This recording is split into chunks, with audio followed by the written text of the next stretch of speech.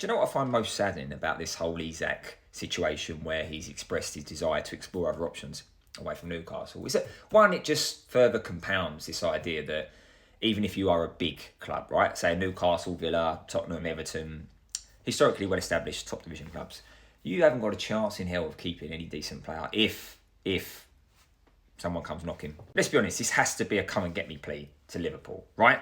Because there's no feasible other option in England. In reality, City, Haaland, Arsenal, Gyökeres, Chelsea, Liam Delap, João Pedro, just, for example, addressing these positions. And outside of that, I mean, what else would he do? He wouldn't. There's nowhere else better than Newcastle right now in terms of being in a better position as a club.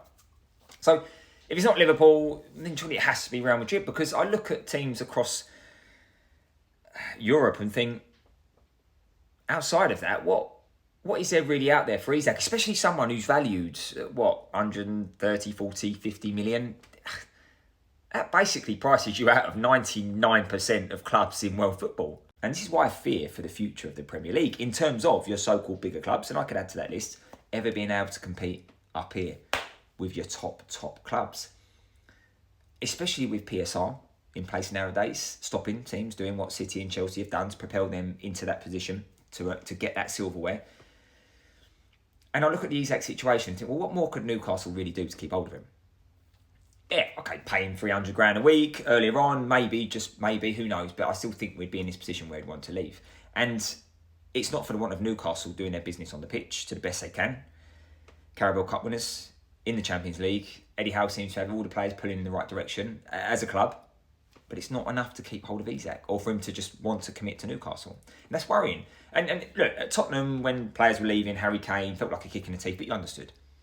But it just reaffirms your place in the hierarchy where you are as a club. Bayern Munich, obviously, are much bigger, but there's a few other clubs you'd have wanted to go to, Manchester City, but we blocked it, right?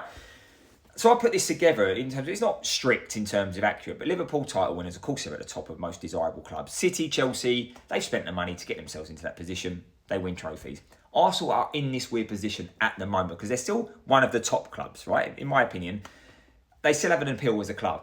But they're closer to this lot than this lot, but they're kind of in a league of their own.